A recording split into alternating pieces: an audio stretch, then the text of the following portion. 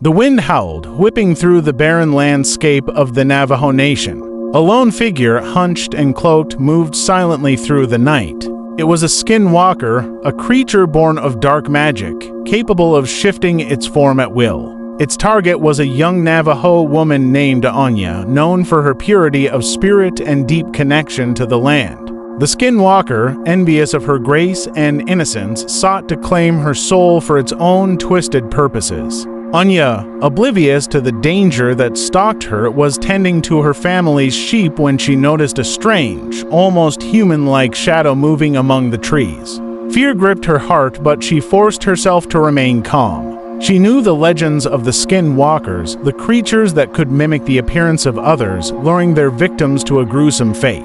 As the shadow drew closer, Anya could make out the grotesque features of the creature. Its eyes, glowing with an unnatural light, pierced the darkness. Its body, misshapen and twisted, was a grotesque mockery of humanity. With a blood-curdling screech, the Skinwalker lunged. Anya, quick as a flash, drew a sacred knife from her belt and struck.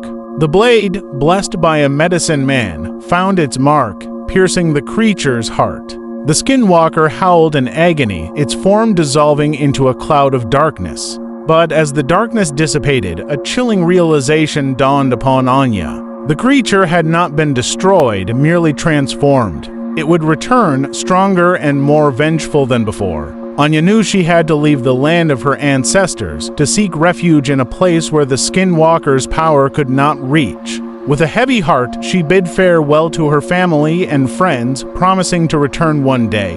As she rode away on her horse, she glanced back at the desolate landscape. The wind howled, carrying with it the mournful cry of the Skinwalker, a constant reminder of the evil that lurked in the shadows. The wind howled, a mournful dirge through the skeletal trees of the northern forest. A group of fur hikers, lost and desperate, huddled together for warmth. The biting cold was a constant threat, but a far greater danger lurked in the shadows. Anya, the youngest of the group, shivered not from the cold, but from a growing dread. She'd heard the tales of the Wendigo, a monstrous creature born of cannibalism and despair. A creature that roamed the frozen wilderness, its hunger insatiable, its form gaunt and grotesque. As night fell, the wind picked up, carrying with it an otherworldly howl.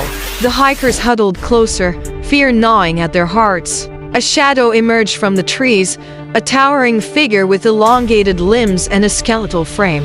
Its eyes, glowing an eerie blue, pierced the darkness. The Wendigo moved with unnatural speed, its claws outstretched. Panic seized the hikers as they scattered, but the creature was relentless. One by one, they fell victim to its hunger, their screams swallowed by the howling wind. Anya, the last survivor, found herself cornered.